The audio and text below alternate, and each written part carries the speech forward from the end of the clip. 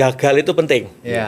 Masalahnya kita di sekolah itu nggak boleh gagal, Pak. Itu yang jadi masalah. Jadi, orang Jepangnya tanya, Petrus-san, kamu bisa buat ini dari mana? Saya nggak bisa cerita, Pak. Saya ajaklah ke Prambanan. Ini nenek moyang saya buat ini. Jadi kalau buat seperti itu mah biasa. Saya keturunan orang-orang top. Nah, sebenarnya saya ini bukan sebagai narasumber, saya itu justru pengen nanya juga. Di saat pandemik itu kesempatan terbuka karena regulasi di skip, Pak. Yang jadi masalah adalah saat kondisi normal regulasi jadi berat. Gitu ya.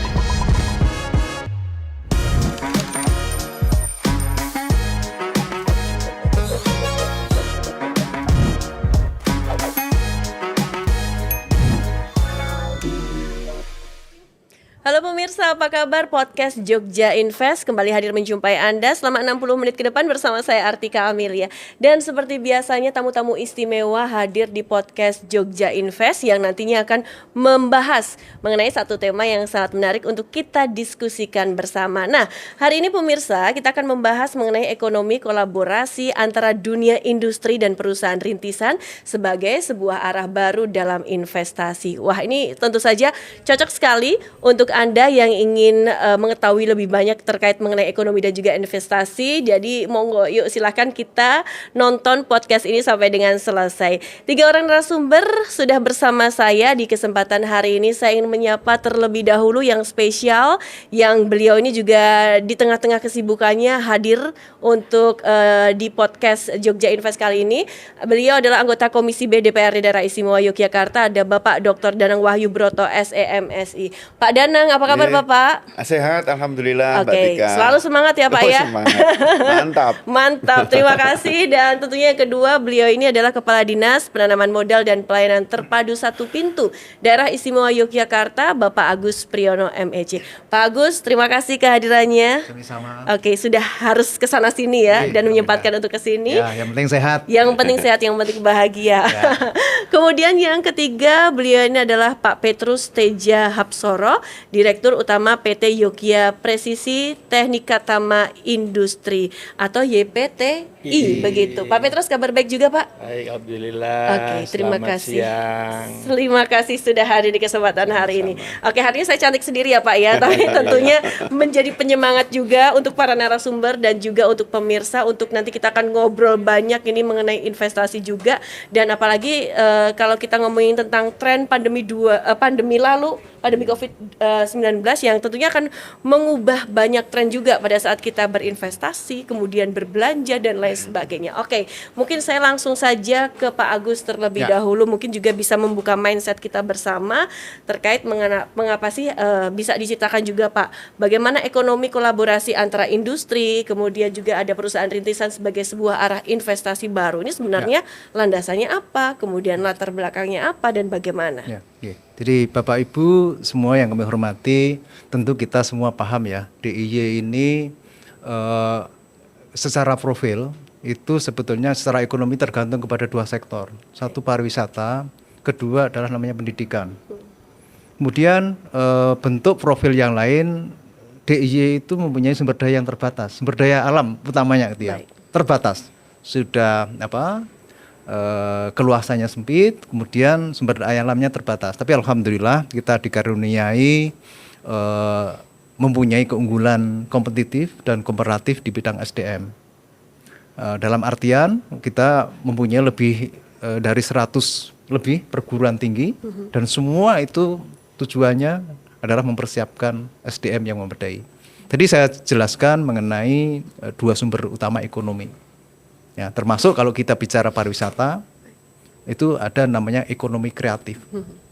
Gitu ya. Jadi beberapa hal tadi ini menjadikan bahwa yang dimajukan di DIY ya sifatnya yang berbasiskan kepada knowledge based economy. Gitu ya. Nah, sumber dayanya terbatas kok, mau tidak mau kita harus kedepankan aspek bagaimana keunggulan SDM yang DIY. Gitu ya. Nah, sekarang kita bicara masalah bagaimana kolaborasinya dengan dunia industri. Gitu ya ini ya. Jadi Bapak Ibu semua, alhamdulillah di DIY ini termasuk salah satu daerah yang tumbuh subur bagi para pengembangan startup. Nggih, Pak Petrus nggih. Ya. Ada daerah Jakarta dan sekitarnya pasti, daerah Bandung pasti. DIY termasuk salah satu daerah yang tumbuh berkembang untuk para startup ini, gitu ya, ini, perusahaan rintisan lah gitu ya. Alhamdulillah itu berkembang baik di Jogja. Ya, tentu mungkin nanti Pak Petrus yang akan menyampaikan mengapa kok Jogja masuk dalam salah satu pilihan utama generasi muda untuk mengembangkan bakatnya seperti itu ya. Mungkin environment Jogja yang memang ini mendukung untuk berkembangnya seperti itu. Di samping tadi didukung oleh tenaga dari SDM yang memang banyak tersedia di Jogja. Tentu ini semua akan optimal bila ini ada kolaborasi. Di satu sisi aspek SDM-nya kita alhamdulillah tadi insya Allah ready lah gitu ya. Kemudian tentu ini semua akan optimal bila ada linknya dengan dunia industri gitu ya. Untuk bisa berkembang baik pasti ada kolaborasi antara dunia industri, kemudian juga antara tadi perguruan tinggi, kemudian dunia pendidikan juga, kemudian ada pihak-pihak lain termasuk para tadi SDM-nya. Ini sebetulnya arahnya ke sana. Semua akan tentu saling mengambil manfaat positif. Dunia perguruan tinggi tentunya ini akan sangat didukung juga kalau banyak tadi tenaga. Begitu juga startup perlu perguruan tinggi. Bagaimana dia akan menciptakan inovasi-inovasi kalau tidak ada misalnya inkubasi bisnis. Nah, kira-kira arahnya ke sana gitu Mbak Nia gitu ya. Tentu sama, ini sekali lagi tanggung jawab semua, tidak hanya menjadi tanggung jawab perguruan tinggi ataupun menjadi tanggung jawab Pemda. Semua pihak terkait tentu mempunyai tanggung jawab yang sama untuk menjadikan perusahaan rintisan itu sebagai salah satu aset potensi yang harus dikembangkan bersama di daerah istimewa Yogyakarta. Di arah kesana gitu ya. Oke, baik. Nah, sekarang saya melihat dari sudut pandang dari Pak Danang terlebih dahulu bagaimana ini tentang adanya pengembangan perusahaan rintisan, kemudian startup digital yang ada di daerah istimewa Yogyakarta sampai dengan saat ini perkembangannya itu seperti apa, Pak? Saya kira saya sepakat dengan Pak Agus ya. Kalau melihat potensi DIY memang kalau secara sumber daya alam terbatas, tetapi justru SDM manusianya ini luar biasa. Dan kalau kita lihat perkembangannya cukup bagus sebenarnya. Pemerintah juga memfasilitasi klaster-klaster teman-teman yang sedang merintis. Ada di daerah Sagan yang punya aset kita itu Pak, kita bina. Bahkan Pak Gubernur Ngarso Dalam itu menjadi salah satu pembinanya. Kalau saya ingat cerita beliau gitu, wah jago hacker orang Jogja ini. Tapi di satu itu dikelola Pak Gubernur, pemerintah akhirnya menjadi satu potensi yang saya kira bisa terlihat bentuk-bentuk usaha dan jenis-jenis rintisannya. Saya kira perlu disadarkan juga bahwa pemerintah ini dengan terutama DIY dengan posisi potensi yang ada ini, pemerintah mesti support. Meskipun teman-teman juga kita ingatkan kenapa ini sektornya Pak Agus ini perizinan dan investasi penanaman modal, karena nanti kita harapkan juga tumbuh kembangnya juga semakin jelas, tidak terlalu ngobrol-ngobrol gitu ya, tapi jelas arah tujuannya. Dan saya kira potensi ini cukup bagus dan selalu meningkat. Mungkin bisa kalah daerah-daerah lain karena memang sebenarnya ya gudangnya orang-orang kreatif dan pinter ini memang di Jogja. Oke, nggak cuma seniman juga ya. Gimana Pak? Mungkin Bapak pernah cerita juga. Jadi yang bisa menjebol sistem pertahanannya Amerika itu kalau nggak salah pemuda Jogja lah gitu ya. Mungkin saudara pernah cerita juga yang kan. Pesen Harley, pesen helikopter itu anak-anak Jogja. Anak-anak muda Jogja ternyata gitu. Nah, itu potensi. Memang kemarin belum diarahkan belum masih liar gitu ya. Nah, sekarang justru dikumpulin itu untuk produktif, untuk tentu saja untuk hal-hal yang baik. Oke, ini artinya kalau misalnya masyarakat Jogja nih khususnya yang muda-muda ini banyak yang kreatif seperti itu, ada mungkin satu wadah begitu agar potensi mereka ini bisa terangkul dengan baik seperti itu Pak? Sudah terbangun komunitas ini. Ada komunitas. Ada komunitasnya. Iya, ada komunitasnya. Ada komunitasnya memang belum quote and quote resmi seperti cabang olahraga di KONI belum organisasi yang itu tapi lebih pada sebuah komunitas yang itu kita juga pelan-pelan masuk gitu ya. Kemudian mesti sharing-sharing dan itu Pak Gubernur langsung gitu ya Pak Agus ya, pembinanya gitu. Karena memang ini potensi. Ya. Kalau kemarin belum terlihat, kemarin Ya. masih salah arah gitu. Nah sekarang kita bagaimana untuk meningkatkan kesejahteraan, meningkatkan perekonomian, ini menjadi target, diarahkan lah karena butuhnya hanya diarahkan. Oke, baik. Terima kasih Pak. Nah, sekarang saya ke Pak Petrus. Pak, sebelum nanti kita ingin mengetahui nih Pak tentang startup sendiri, Pak, mungkin juga bisa berikan gambaran untuk masyarakat, untuk pemirsa juga tentang perusahaan rintisan. Itu sebenarnya apa sih Pak? Melihat masyarakat yang ada di daerah istimewa Yogyakarta ini kan juga cukup beragam seperti itu. Dan tadi kalau Pak Danang mengatakan kita itu banyak sekali loh masyarakat yang kreatif-kreatif sampai juga menjebol kayak gitu. Ya. Monggo. Terima kasih Mbak Tika, selamat sore pemirsa. Saya mungkin mewakili teman-teman startup juga. Jadi 25 tahun yang lalu saya juga sebagai startup ya. Pas tahun ini usia perusahaan saya 25 tahun. 25 tahun. Artinya start Senior ya Pak. start itu kan mulai mulai naik, Naik, ya. iya. Tapi jangan naik terus, harus turun juga biar rasakan Pak. Iya. Jadi sekarang ini banyak startup yang pengennya naik, padahal harus belajar gagal juga. Betul. Supaya ya kita tahu sendiri bahwa di dalam dunia bisnis itu tidak ada yang mulus-mulus aja Pak. betul. Ya, ya. Belajar gagal itu penting. Ya. Masalahnya kita di sekolah itu nggak boleh gagal Pak. Itu yang jadi masalah. Jadi, akhirnya di dunia nyata ini kita harus belajar gagal. Iya. Nah, jadi setelah saya hampir 25 tahun ini, saya ini punya satu kegamangan gitu loh. Karena saya bisa seperti ini karena dulu ada mentornya. Saat pandemik 2019-2020, ternyata banyak teman-teman anak-anak muda itu pada susah waktu itu. Iya. Nggak ada bisnis karena pandemi, nongkrongnya di tempat saya Pak. Kebetulan saya juga ngajar di kampus dan di beberapa sekolah gitu. Pak bikin kegiatan lah. Gitu. Akhirnya saya kepikiran, oh iya ya, saya harus kembali menjadi mentor buat mereka. Karena tanpa mentor itu susah Pak. Mentor itu bisa mentor berhasil dan mentor gagal, harus kita ajarkan semuanya. Jadi akhirnya saya membuat semacam kayak resolusi begitu. Jogja itu kalau kita ketahui adalah pusat peradaban Pak. Ada candi. Artinya apa? 1000 tahun yang lalu kita sudah punya teknologi. Tapi masalahnya kita sekarang itu nggak punya peninggalan yang kita bisa pelajari. Kenapa candi itu bisa didirikan? Caranya bagaimana? Teknologi apa? Padahal kalau teknologi itu ada, kita bisa membuat turunannya Pak. Akhirnya saya bikin namanya ekosistem Kalasan Valley Pak. Kalasan Valley ya tadinya dari 2 startup, sekarang ada 8 startup dari bidang IT, bahkan sampai ke ternak kambing kami punya di sana, ada agro juga. Artinya kami ingin memberikan playground. Mereka harus dikasih tempat kayak tadi wadah. Cuman ini agak serius Pak saya Pak, karena saya pikir saya ini sudah mau purna tugas. Jangan sampai apa yang sudah saya perjuangkan ini hilang setelah saya tidak aktif. Jadi saya harus meninggalkan ini, ada yang meneruskan. Artinya anak-anak ini saya bilang ke mereka, kalau yang sudah saya pelajari selama 25 tahun lebih ini tidak ada yang melanjutkan, nanti Anda akan mulai dari nol lagi. Nah, sekarang kita belajar dari candi. Candi itu nenek moyang kita itu visioner Pak. Sekarang anak cucunya bikin loket sama parkiran dapat duit. Kan gitu ya. Kita nggak usah bangun apa-apa, rapiin, bersihin, kita biar cantik. Iya. Lah kita, Anda rata-rata kan lulusan perguruan tinggi dari UGM, UI, Stiper, ada di tempat saya.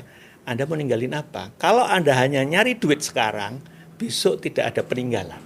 Jadi kita kita harus cari teknologi yang kita bisa teruskan supaya ke depan anak cucu kita sustain, minimal kayak Candi Prambanan lah, ada yang ditinggalkan untuk mereka, tidak kita habiskan sekarang. Jadi kita punya semangat 4C+1 Pak sekarang.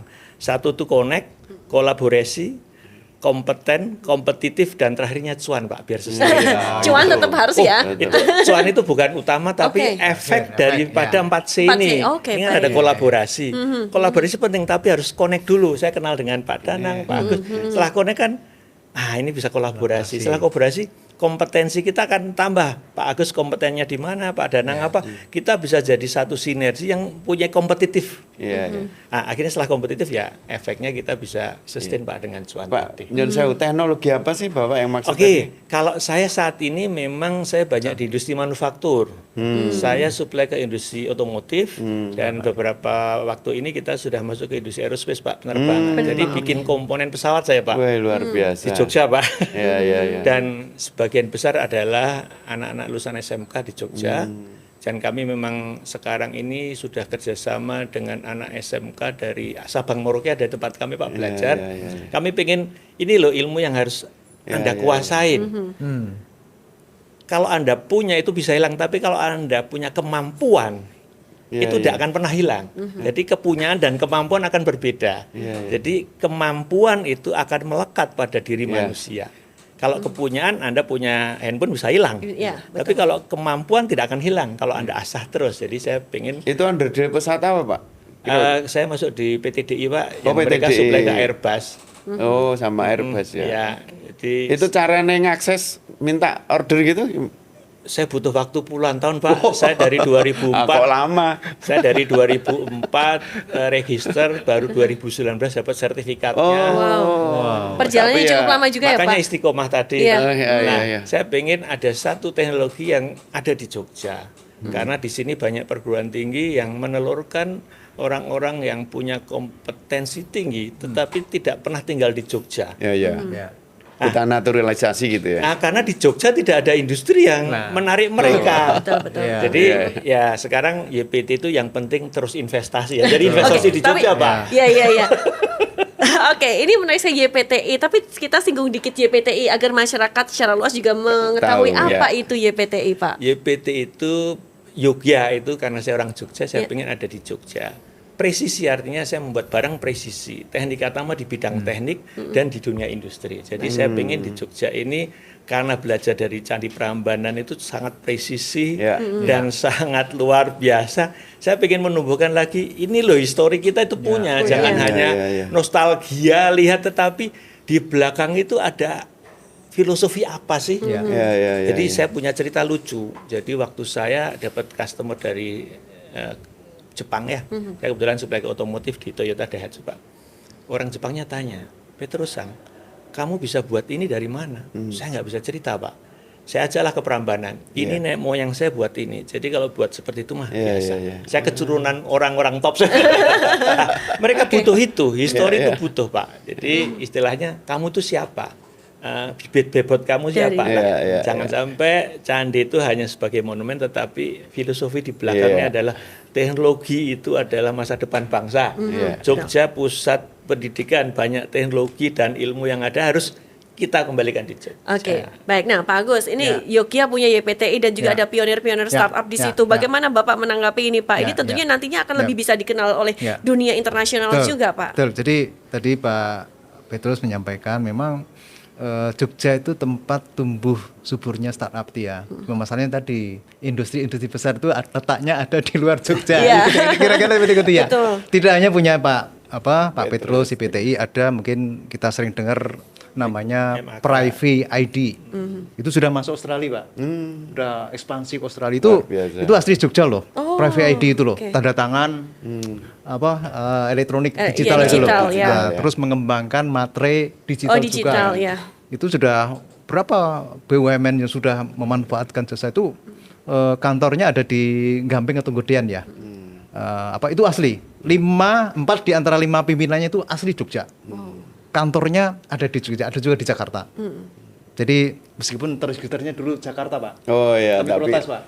Karena laporan investasinya masuk Jakarta, saya bilang nggak mau lah, masuk Jogja lah. Masuk Jogja. Ya, saya repot. Saya itu ditarget setahun berapa triliun. Kalau yang gede-gede itu terdaftarnya Jakarta. Namun Jakarta. Betul. Ininya di Jogja kok, sama jalan tol sama Pak. Tapi tahun ini targetnya tercapai Pak Agus? 200% Pak. Alhamdulillah.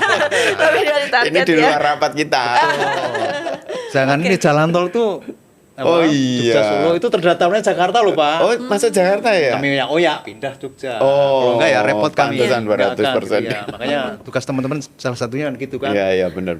Mapping kira-kira mana yang bisa mengatur nilai investasi.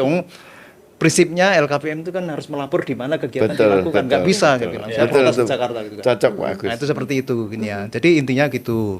Alhamdulillah kita termasuk tempat yang subur untuk berkembangnya Ya. Iya, startup startup, karena ya. tadi berbagai faktor tadi, tapi mungkin yang ternyata industri besarnya tuh yang memanfaatkan itu lebih banyak mungkin pihak-pihak luar. Tadi Pak Petrus, Petrus ya. mensuplai ke PTDI kayak itu ya. Tapi mungkin beberapa juga itu berkontribusi terhadap UMKM yang ada di Jogja itu ya. Ya gitu ya. Oke. Ini tugas kami untuk bagaimana supaya teman-teman potensi-potensi yang ada, startup yang ada di Jogja itu bisa menjalin hubungan dengan pihak luar. Kami sering mengadakan namanya forum jejaring investasi.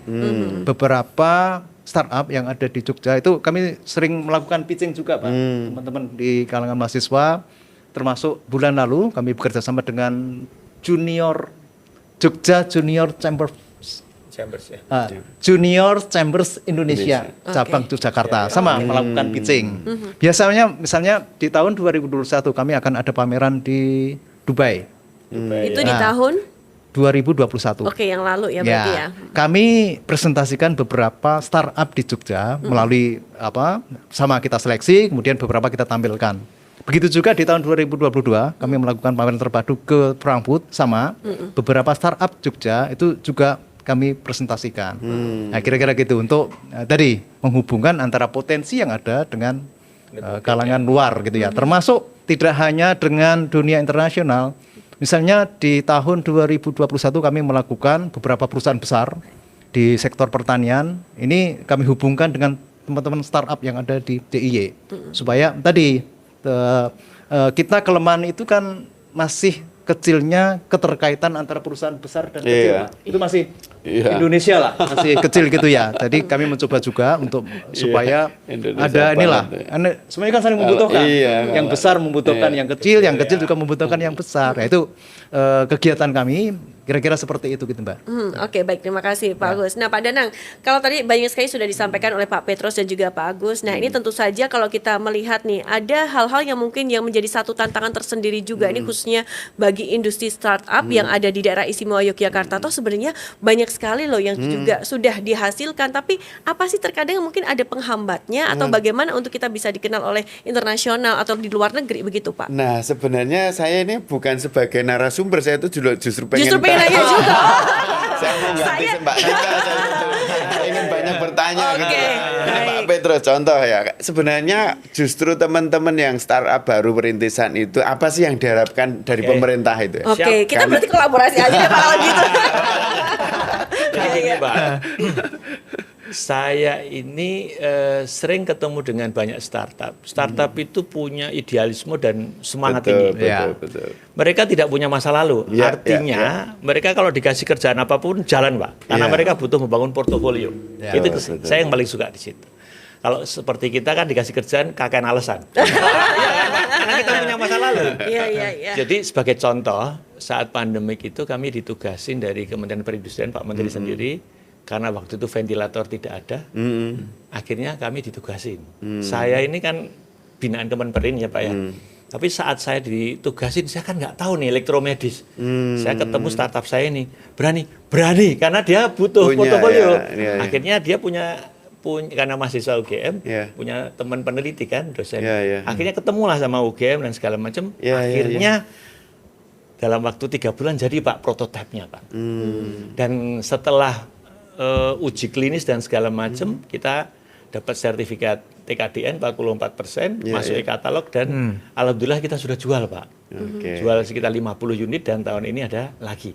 Artinya adalah di saat pandemik itu kesempatan terbuka karena regulasi di skip Pak. Yang jadi masalah adalah saat kondisi normal regulasi jadi berat. Gitu ya. Ini saya catat loh ini. Misalnya Pak, contohnya regulasi dalam hal apa nih yang agak mempersulit nih? Regulasi gini, setiap kita membuat barang, startup itu kan punya ide kreatif yang mencoba memberikan solusi kepada masyarakat. Selama solusi itu dipakai oleh masyarakat, dia akan berkembang. Tapi masalahnya adalah tidak semua solusi itu bebas dijual, harus ada regulasinya. Iya, Contoh soal alat kesehatan, Iya, itu ada iya. regulasinya karena masuk ke Iya, tubuh, dia harus ngikutin standar ISO. Iya. Ujinya bagaimana? Udah uji ke pasien belum? Iya. Harus comply dengan aturan. Kalau Karena aturan itu dibuat untuk melindungi banyak orang. pada saat pandemi, Iya. skip Pak. Skip. Kalau maunya orang-orang bisnis ya Jadi- awatan payu atau Sekarang yang mungkin ada baiknya bagi kami startup ini jangan sampai semangat itu Oke. karena regulasi kita tidak support ya Pak. Artinya Betul. gini, kadangkala kita mau ngurus belum ada regulasinya pemerintah, ya nanti dulu nunggu. Harusnya saat kita ke sana kita urus bareng. Oke. Itu penting Pak. Karena kalau enggak akan membuat mereka patah semangat. Betul, betul, Contoh soal betul. sekarang kita lagi bikin untuk drone gitu ya. Drone itu ada regulasinya Pak.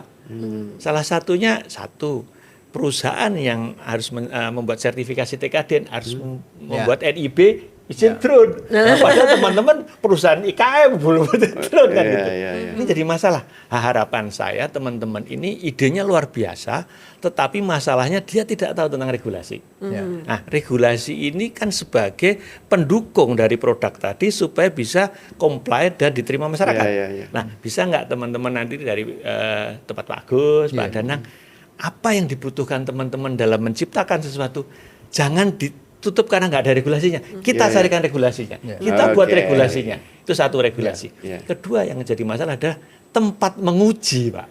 Iya, iya. Ya. Karena setiap produk itu harus diuji.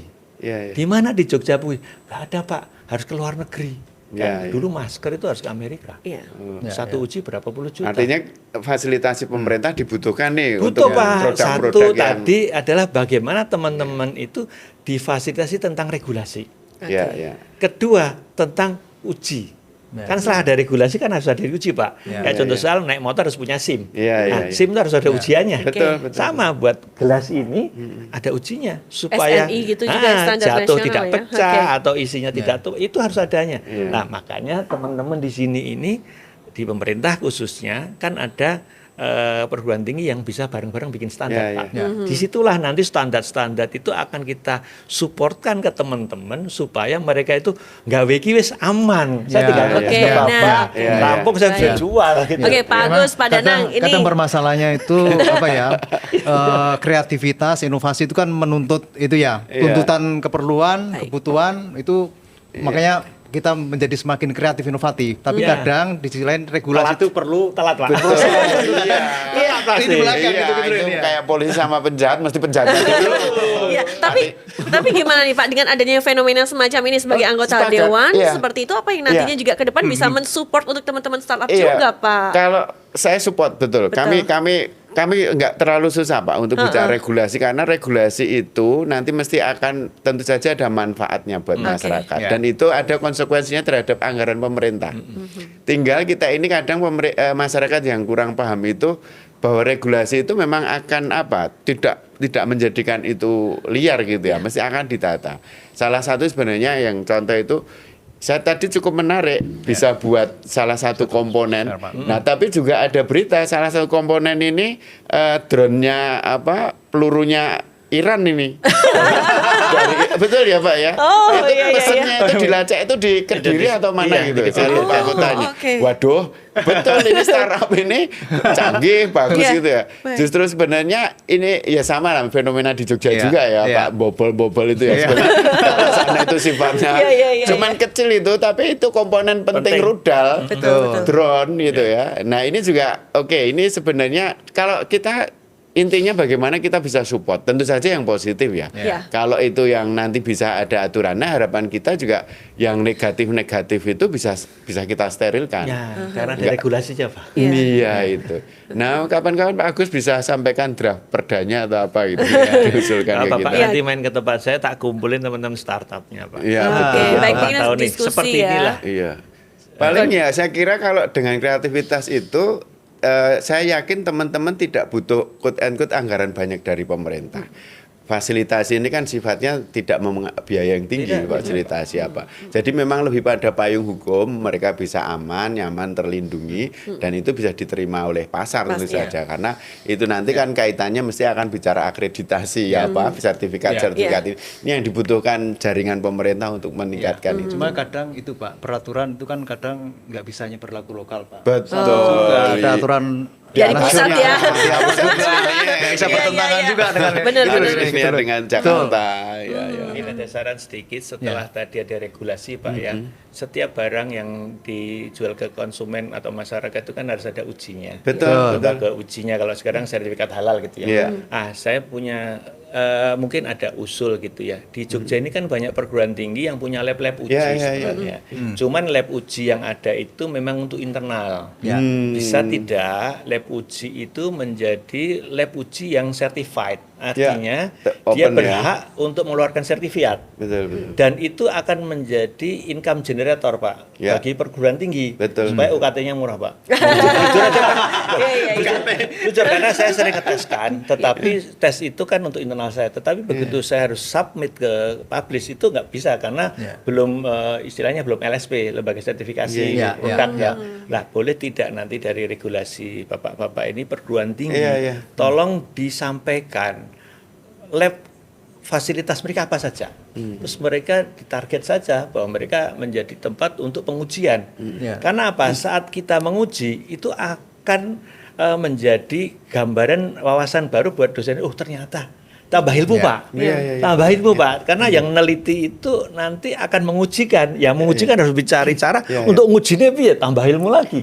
Jadi itulah yang saya pengen. Tapi bisa Pak ini misalnya ide dari Pak Petrus ini nanti diimplementasikan di luar negeri udah banyak gitu. Kita sebagai pemerintah nanti kita undang, kemudian kita brainstorming, konsultasi. Sebenarnya kalau itu ada barang bagus, kenapa itu hanya khusus internal? Kan kenapa tidak publish? Kenapa untuk Jogja? Kan gitu. Itu mahal Pak. Betul. Lab itu mahal. Sekarang kalau kita adalah lab darah atau prodia dan menyebut nama ya, itu kan penting. Betul. Nah, di perguruan tinggi itu banyak Pak seperti itu untuk nguji material. Ini kandungan bajanya apa? Punya Pak.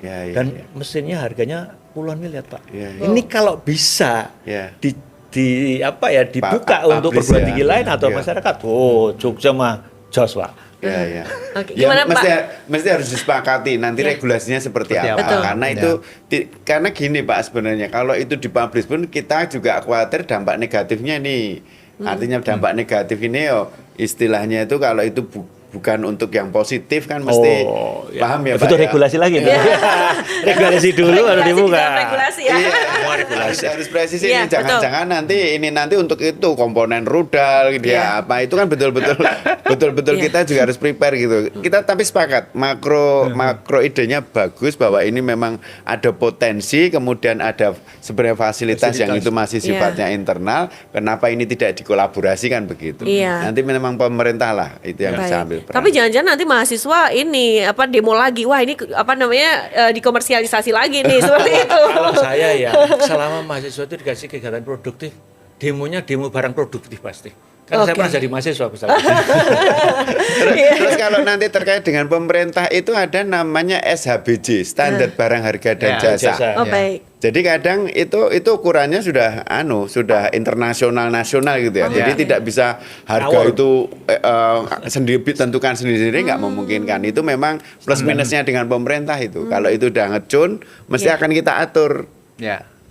Seperti apa. Tapi kalau misalnya dengan ada ide seperti ini nanti akan lebih banyak ide positifnya juga. Harapan kita itu justru kadang kita ini juga harus kita hitung dampak negatifnya nih. Tadi uji logam itu dengan alat canggih. Nah ini siapa ini yang berhak uji nih? Harus ada syaratnya juga Pak. Nanti kalau dibuka biak itu bahaya gitu. Kan itu. Tapi memang yang punya latar belakang ini yang mungkin punya usaha begini. Nah memang tapi ide dasarnya sepakat. Tinggal bagaimana mengoptimalkan yang positif dan kita tekan yang negatif. Baik. Nah, Pak Agus, ini kalau selama ini dari DPM PTSP sendiri, adakah mungkin program-program yang tentu saja mendukung untuk para startup ini, Pak, yang mungkin juga sedang berlangsung ataupun juga sudah berlangsung? Tadi saya sebutkan 2021 itu tadi kan sebetulnya trigger up untuk berkembangnya startup kan COVID ya, pandemi benar. ya. Artinya yang semula teman-teman di Jogja itu sudah punya dasar inovatif, kreatif, tambah kreatif Tambah lagi. kreatif lagi. Banyak sekali. Karena kepepet Pak. Gitu The kan. power of Tapi kepepet ya. saya kayak hutan belantara pada seneng, saya juga agak bingung. Soal ini gitu. Banyak loh Mbak. Ini mungkin Pak Petrus punya datanya. 2000-an Mbak ya. Kita startup di Banyak, Jogja. lebih 2000-an loh. Startup di Jogja itu kan ya. Meskipun nggak data resmi tapi beberapa ini menyebutkan sekitar di 2000-an Pak itu kan. Ini gede loh itunya. Jadi ya ada yang eksis, ada yang Ya. tadi jatuh bangunnya itu ada yang bisa. Butuh mentor Pak. Butuh mentor. Pak Petrus, Pak Agus, kalau kita butuh data startup yang konkret, yang mungkin agak quote kita resmikan begitu, itu gimana caranya? Nanti saya mintakan ke teman yang ngurusin startup Ya, Jogja. ini teman-teman Itu yang Pak gitu. Agus. Iya, iya. Langsung tak kasih Pak Agus nanti. Karena itu kan harus ada jelas nih Ya, klasternya makhluknya apa, seperti betul. apa, klasternya seperti Ya. apa, sehingga kita juga oh ini yang kita support, oh ini Ya. mungkin yang middle up, Ya. yang ini mid, Ya. saya memang, kira. memang Gitu. harus datanya itu ada Ya. supaya pemerintah Betul. itu mau menyiapkan apa sesuai Iya, dengan kebutuhan.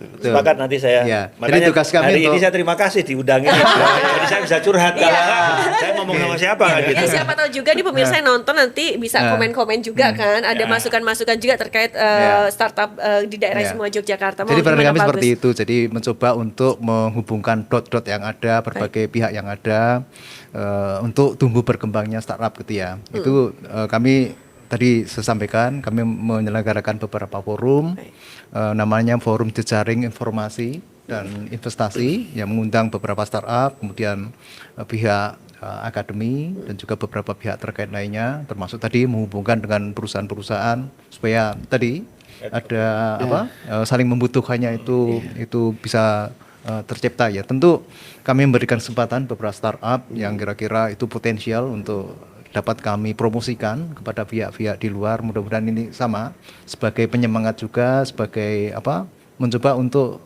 mengkonekkan antara satu dengan yang lainnya. Jadi peran kami di sana gitu ya. Memang kami ada namanya forum untuk bagaimana keterkaitan antara industri besar dengan industri kecil, begitu juga antara pihak-pihak yang ada baik itu di DIY maupun di Jakarta maupun di luar gitu ya. Jadi fungsi kami ke sana. Dan mumpung ingat Pak, kemarin kita diskusi di kementerian, Ya. itu Bandara Nia, Ya. itu se-Jawa Tengah, Jawa Timur, Ya. itu menjadi bandara internasional. Betul. Satu-satunya di sekitar Ya, ini, ya. Jogja ini. Ya, ya. Nah itu memang dari sejak awal kan kita siapkan untuk barang-barang yang kecil-kecil, Yang bisa ekspor Pak. yang Oh, ekspor, oke. Ya, ya. bukan yang kontaineran. Ya, yang Nah, nilai tambahnya tinggi ya. Nilai kecil. tambahnya tinggi. Nah saya kira ini jumbo, bahasa Indonesia ini jumbo no Pak. Synchronize itu. Oke, sinkron. Oke. Ini bahwa potensi Jogja dan mungkin sekitarnya. Jadi kalau nanti Jogja regulasinya dan startupnya ini, Ya. kan kita bisa ini teman-teman dari Jawa Tengah, Magelang, yang sekitaran ini, Ya. ini kan juga bisa merapat kembali bahwa nanti misi bandara internasional itu bisa. Jadi hub di situ ya Pak. Ya, ya. jadi bisa. Hub teknologi, hub pariwisata juga. Jadi kita sedang mengembangkan namanya Aerotropolis, Pak. Betul, Itu termasuk saya diminta Ngarsu Dalam untuk mengkonekkan antara Pemda DIY dengan JICA, Japan International Cooperation Agency. Oke. Jadi kita alhamdulillah dapat bantuan Bapak, Wes mantap. kajian dari Jepang.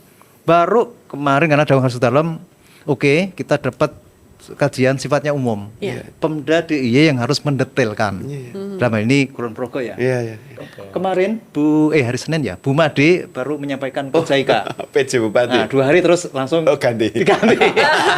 Hari Senin saya sebenarnya diajak tapi saya ada mendampingi Ngarsu Dalam menerima Dubes Ceko gitu ya. Ceko, ya. Jadi detailnya sudah dilakukan Bapak. Mudah-mudahan nanti dalam waktu tidak lama itu konsep detail Aerotropolis itu jadi termasuk tadi menampung keperluan untuk teman-teman startup. Oke, kalau kita melihat dalam jangka panjang nanti keuntungan apa yang akan didapatkan nih Pak?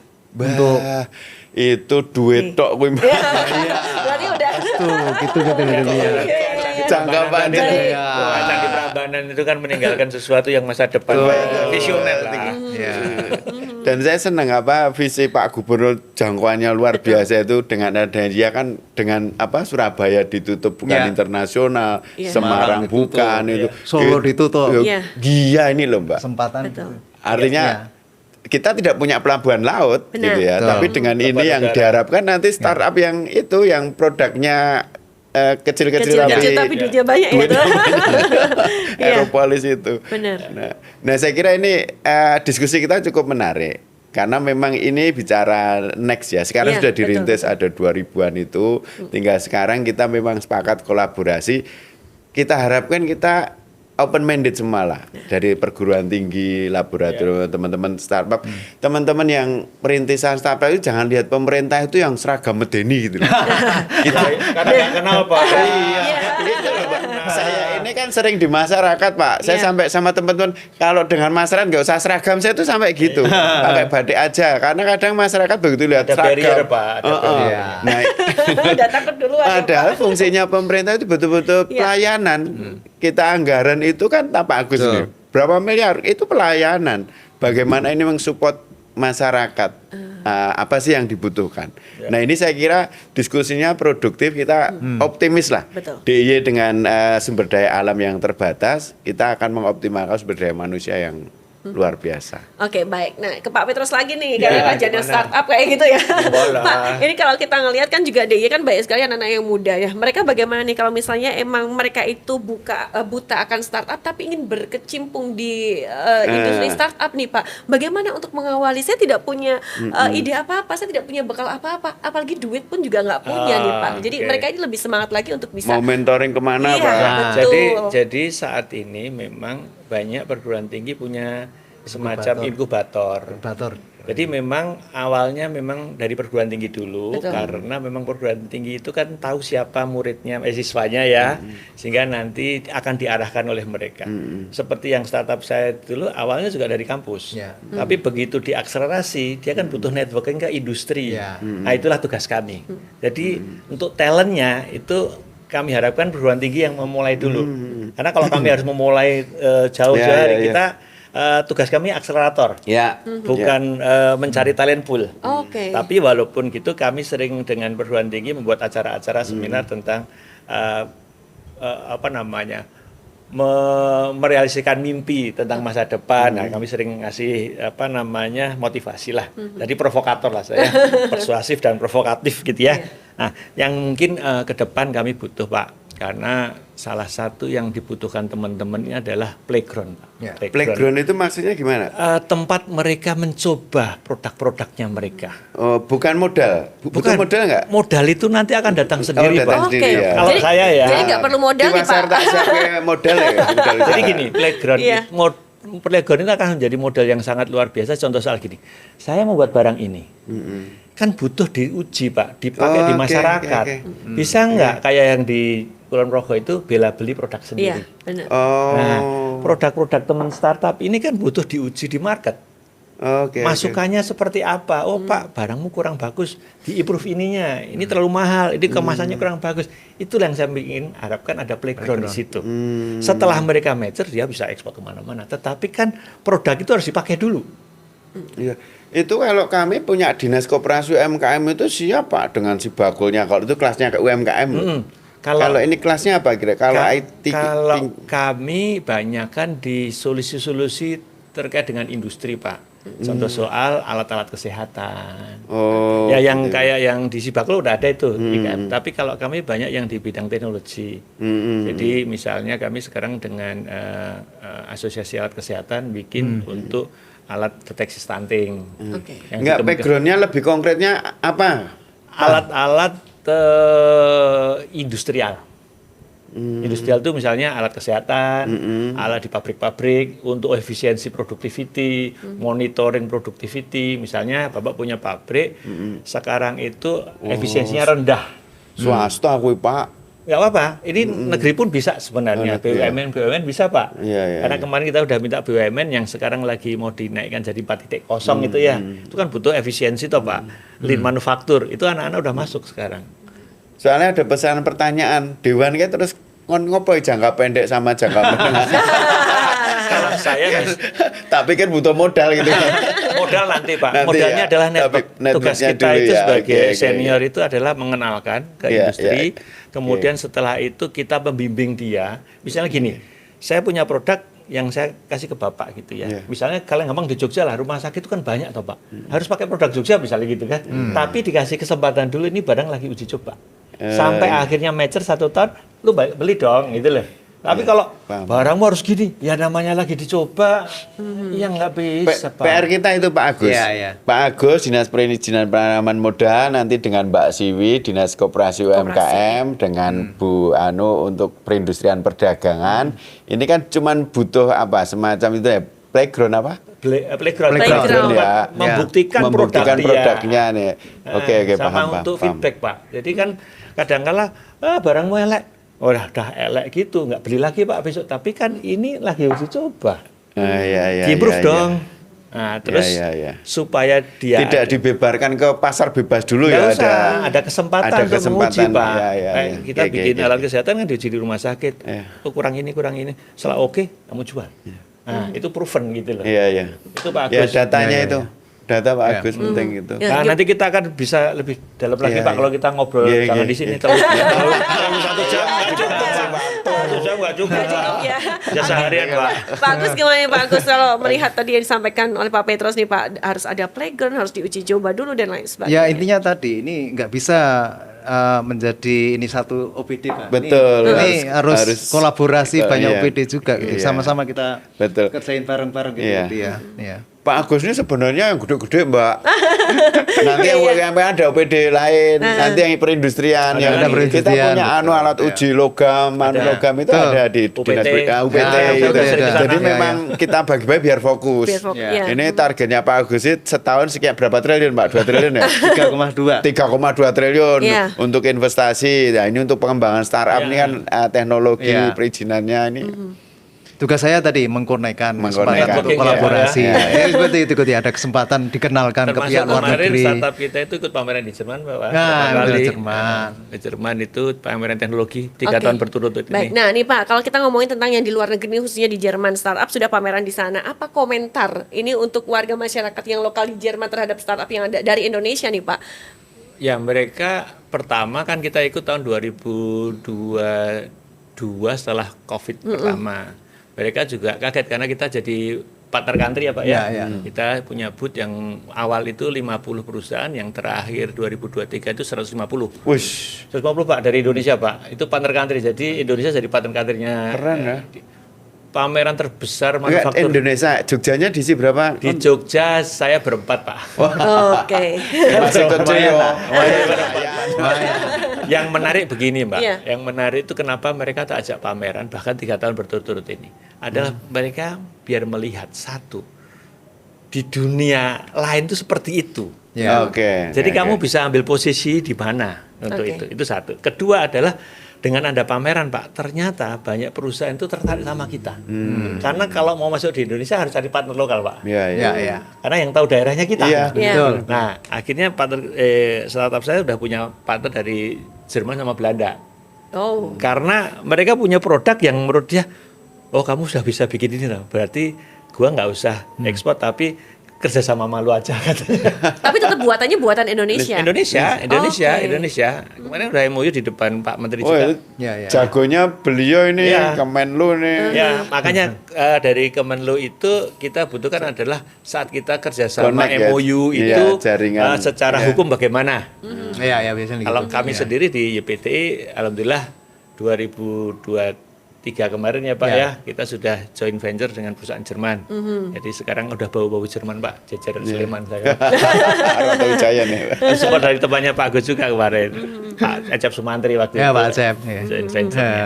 Jadi saya pengen bawa teknologi itu ke Indonesia dan bisa kita pakai di sini. Dan kalau sudah punya kerjasama dengan Eropa itu kita ekspornya ke sana lebih Iya. lebih Udah dipercaya.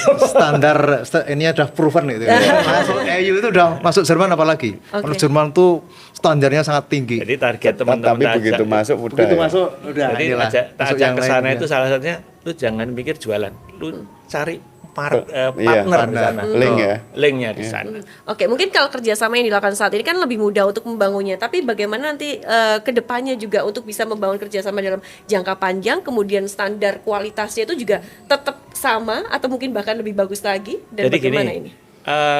banyak perusahaan Jerman itu tertarik join sama Indonesia. Satu, mereka itu kan usia penduduknya udah tinggi, tua-tua ya. Oh, oke. Mereka butuh anak-anak muda yang kreatifnya tinggi, Pak. Di sana itu usianya kan di atas 45, Pak. Ya. Di kita itu penduduk Indonesia di atas 2931 lah rata-rata penduduknya. Satu, usia seperti itu adalah konsumsinya tinggi. Baik. Barang apa-apa laku di Indonesia, di sana mah nggak laku. Kedua, ekonomi kita tumbuh. Jadi mereka itu dulu di Eropa tidak berpikir ke Indonesia karena mereka negara Eropa udah maju, Pak. Ya. Tapi sekarang mereka melihat Asia itu menarik, Pak. Iya, anak Pasar yang menarik. Nah, Ya. saatnya kita pameran itu banyak mereka tertarik untuk bangun kerjasama. Salah satunya adalah mereka punya teknologi, tapi nggak punya resource orangnya. Resource-nya ada di kita. Kita butuh teknologi, tapi ada resource-nya. Iya. Dua-duanya dapat. Hilirisasi nanti. Oke. Tapi kalau lagi masalah itu Mbak, sama aging society gitu ya. Jadi biasalah orang tua tinggal sendiri atau tinggal di panti jompo gitu loh. Sedikit yang rata-rata punya anak satu itu. Ya. Jadi bicara masalah pasar mesti ngelirnya akan Kita gitu. ke kita ke Kalau Asia gitu ya. Di Eropa itu 27 negara ya, Pak ya. Ya. Itu penduduknya 450 juta penduduk. ASEAN itu 10 negara itu 650 juta dan masih muda-muda. Jadi marketnya gede. Pasar itu. Pasarnya gede. Konsumsi. Kemampuan atau skill apa yang dibutuhkan juga ini khususnya untuk anak muda nih Pak agar kita mampu bersaing juga dong tentunya dengan negara lain Pak. Kalau ilmu itu mereka bisa belajar cepat. Yang butuh adalah experience untuk mencoba ilmu itu. Playground tadi. Baik. Sama circle-nya itu Pak Agus. Circle-nya ya harus kenal Iya. startup Betul. baru ini ya. Jadi kalau mau belajar di YouTube semua ada, bukunya Iya, ada. Tetapi setelah Iya, ilmu iya. dapat kan harus diimplementasikan. Iya. Ini yang dibutuhkan, experience, learning experience ini. Learning experience itu butuh apa? Ekosistem atau playground. Iya. Nah, Oke. gitu. Ini rencana ke depan juga akan ada pameran kemana lagi Pak? Ini bulan November ke Jerman lagi. Ke Karena Jerman kita lagi, memang oke. suka ke Jerman, teknologinya banyak di sana. Hannover Pak ya. Besok di Hannover juga. Hannover, Pak. Nah, Oke, hal apa yang bisa kita petik dari orang-orang yang ada di Jerman selain mungkin mereka ini juga etos kerjanya tinggi, kemudian juga berpikir secara dinamis dan lain Satu sebagainya, ya, Pak. yang saya lihat adalah kerjasama antara seluruh stakeholder. Satu ya, pemerintah itu sebagai regulator. Kedua, perguruan tinggi itu tempat riset mereka. Oke, mohon maaf. Untuk di sana untuk peraturan regulasi juga gampang, Pak. Ya semuanya by So-so lah proses, ya. tapi Oh, by sekarang proses. apa? Oke. Tapi kedekatan antara perguruan tinggi dan industri itu sangat luar biasa. Karena apa? Industri itu bagaimana membuat produk Karena lebih itu. efisien. Tapi perguruan tinggi adalah memikirkan produk-produk baru. Baik. Nah, kerjasama ini yang saya pernah lihat di perguruan tinggi sana, saya diajak ke sana. Dosen tuh nongkrongnya di industri. Wow. Ini tolong buatkan ini. Karena apa? Industri butuh produk portofolio baru, Pak. Iya. Yang Oke. mikir ya, dosen. Ya dosen yang melakukan Akademisi. riset ya, nanti Iya. implementasinya pada yang betul lah. melakukan riset Nanti ya. industri besar ini tugasnya adalah membangun industri kecil-kecilnya, Pak. Iya, Jadi iya. industri kecil itu tidak dibiarkan hidup sendiri. Betul. Namanya jejaring networking ekosistemnya Iya, dibangun. Misalnya saya bikin TV ya, Mbak Tika itu bikin bagian baut, Pak Agus bikin LCD-nya, itu dibangun semua dan itu diatur. Tidak bisa Anda Satu mau bikin di monopoli nggak itu bisa, ya. Iya, karena mereka nanti akan bangun daerahnya masing-masing. PAD-nya daerah itu dari industri-industri yang dibangun, dari kekuatan daerahnya masing-masing. Tidak semua ke Jakarta, Iya, Jogja iya. itu apa? Tapi bisa Pak semuanya bisa diterapkan di sini By dengan pros- support ya, seperti ini. iya. Kalau saya ya Bisa harus ya, harus yakin. bisa ya. Kalau enggak Oke. ya malu saya. Mumpung ada bapak-bapak yang Iya, ada di Bisa, sini. bisa. Oke. Bisa. Harusnya bisa. Menarik ini, menarik. Kan industri besarnya tidak harus di Jogja. Iya, betul. Terus terserah industri. Di mana? Tapi Tanggung jawab. komponen itulah yang dihasilkan. Tanggung oleh jawab industri startup besar itu Jogja. tidak harus membuat perusahaannya kecil-kecil, Pak. Iya, Kita bangun industri kecil di daerah-daerah. Daerah-daerah, betul. Biar orangnya nggak usah pergi, Pak. Iya, iya. Ya, industri misalnya Jogja itu spesialis baut, ya udah baut baut dari aja. baut jam saya baut pesawat ya di situ, Pak. Oke. Oke, baik, terima kasih Pak Ya. Petrus, Pak Agus dan juga Pak Danang. Katanya benar ya Pak Petrus 1 jam nggak cukup. Nanti mungkin di lain kesempatan bisa ngobrol lebih intens lagi iya. untuk sering berkolaborasi. Nah, sebelum menutup perjumpaan kita hari ini, ada closing statement terlebih dahulu. Monggo Pak Danang yang Iya. disampaikan. Saya kira kami dari DPRD ya selalu melihat potensi-potensi yang ada ini gemes juga. Kita itu suruh ngapain? Ternyata kebutuhannya kan tidak sesuatu yang besar menurut kami. Tidak perlu perda yang mengatur, yang implementasinya terkait dengan anggaran. Tetapi ini butuh ruang. Teman-teman startup, perintis dan yang ada ini butuh ruang untuk bisa mengonekkan dengan perguruan tinggi, bisa kolaborasi dengan yang lainnya. Saya kira ini menjadi sesuatu yang menarik untuk kita diskusikan lebih lanjut. Bagaimana konkretnya seperti apa? Oke, baik. Terima kasih kawan-kawan. Berarti nongkrong bareng ya Pak Petrus, ada yang ngopi-ngopi bareng, ada yang nanti disampaikan lagi. Monggo Pak Agus silakan. Ya, kalau kami sesuai dengan ketugasan kami, tentunya kami ke depan akan semakin intensif untuk mencoba menghubungkan pihak-pihak terkait dalam rangka untuk pengembangan perusahaan-perusahaan rintisan yang ada di daerah istimewa Yogyakarta, ya, baik itu pihak-pihak di dalam negeri maupun pihak di luar negeri. Oke, baik. Terima kasih Pak Agus. Monggo Pak Petrus silakan. Ya, dari saya bahwa di Jogja ini banyak perguruan tinggi, banyak anak mudanya. Kalau bicara tentang bonus demografi, jangan berpikir kita mencari kerja, tetapi bagaimana kita menciptakan lapangan pekerjaan juga. Oke. Justru itulah startup itu dibutuhkan untuk membangun lapangan pekerjaan. Jadi saya harap teman-teman anak-anak muda ini juga mau untuk mencoba membuat usaha, namun bantuan yang dibutuhkan dari pemerintah adalah mempermudah, mendukung mereka saat mereka membuka usaha. Supaya bonus demografi itu satu, SDM-nya siap kerja, tetapi lapangan pekerjaan juga ada.